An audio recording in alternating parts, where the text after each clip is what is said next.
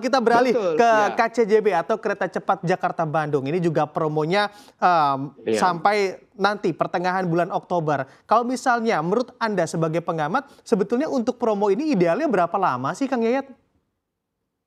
Ya, sebaiknya ya tergantung ya. Promo ini adalah skenario dari persiapan utilitas dan fasilitas dari stasiun maupun operasional dari kereta api cepat itu sendiri. Kalau dia sistemnya belum siap, itu masyarakat pasti kecewa. Contohnya apa? Kalau orang turun di Tegaluar, apakah ada feeder atau tidak? Nah, maka harus ditanya ke Damri. Damri, mohon maaf ya. Damri, bagaimana ini? Apakah di Tegaluar feedernya busnya sudah ada belum? Karena orang kan bisa andilau tuh antara dilema dan kegalauan, turun di Tegaluar, nggak ada feedernya, penjemputnya. Kemudian di Padalarang, bagaimana dengan feeder kereta apinya? Sudah siap belum? Artinya konektivitas dan integrasinya juga dipersiapkan. Nah, kebetulan saja yang di Halim, Transjakarta sudah membuat shuttle bus. Ini kan bagus. Nah, kalau Halim sudah siap dengan sistem feedernya, sistem pendukungnya, dengan sebagainya, ya, no problem. Tapi bagaimana nanti yang di Tegaluar? Saya udah pernah turun di Tegaluar. Saya tanya, ada nggak penjemputnya? Oh, ada Damri. Tapi ada antara tidak terjadwal atau tidak, itu kan bingung. Kemana tujuan terdekat? Belum ada informasi yang lengkap. Di Padalarang juga begitu. Bagaimana jadwal kedatangan kereta api cepat dengan feedernya? Selisih berapa menit? Kalau misalnya begitu datang, begitu ada feeder, itu kan butuh transisi ya kan, berpindah. Lama atau tidak? Kalau dia lama, itu memakan waktu perjalanan makin lama. Maka saya kira sistemnya harus disempurnakan, diperbaiki dulu. Nah, kalau sistem belum sempurna, maka promo gratis, ya itu bagian dari promosi. Tapi kalau semua sistem udah siap, begitu orang bayar, oh iya saya dilayani. Tapi kalau begitu bayar, tahu-tahu terlantar, nah itu kan orang akan komplain. Nah, komplainnya itu yang harus dikecilkan supaya apa? Supaya masyarakat mengatakan bahwa kereta ini bukan hanya di backbone-nya saja, di tulang punggungnya saja, tapi ekosistem pendukungnya, feedernya, stasiunnya, kelengkapannya itu sudah ditetapkan. Maka sampai sekarang kan orang menunggu berapa tarif yang ditetapkan, 250.000 atau 300.000. Baik. Apakah ini dibandling? Nah, itu menarik.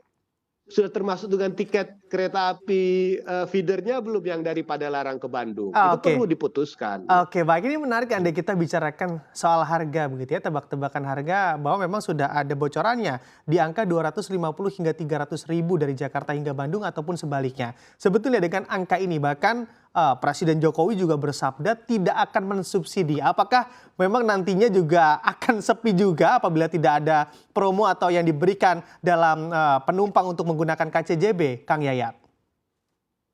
Nah, ini yang perlu disiasati. Target pertama misalnya per hari katanya 30.000. Turun nggak targetnya diturunkan 10.000 atau berapa? Karena pertanyaannya siapa yang menggunakan itu? Apakah ini perjalanan bisnis, perjalanan tugas, perjalanan pribadi, atau perjalanan lainnya? Kalau perjalanan dinas, kita bisa ngerahkan ASN, ya kan? Kabupaten Bandung, Bandung Utara, Bandung Barat, Bandung, Kota Cimahi.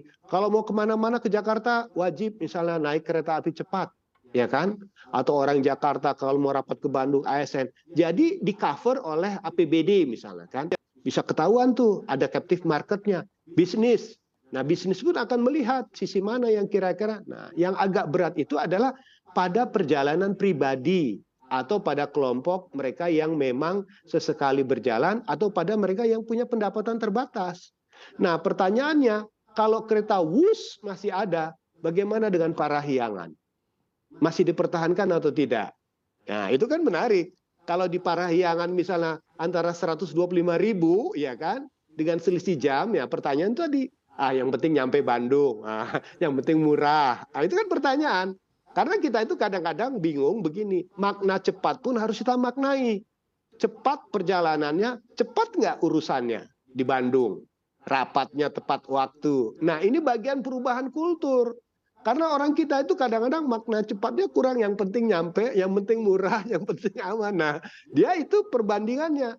Jadi yang kita harapkan adalah perubahan-perubahan apa yang diharapkan dari adanya kereta api cepat. Presiden mengatakan ini perubahan peradaban. Iya, kecepatan itu pasti akan membuat jadwal kita, bisnis kita akan lebih cepat di Bandung atau di Jakarta. Tapi kalau orang mengatakan ternyata naik kereta api biasa saja, ternyata rapat saya masih telat, Baik. dia bilang ya udah naik kereta biasa, itu menarik loh.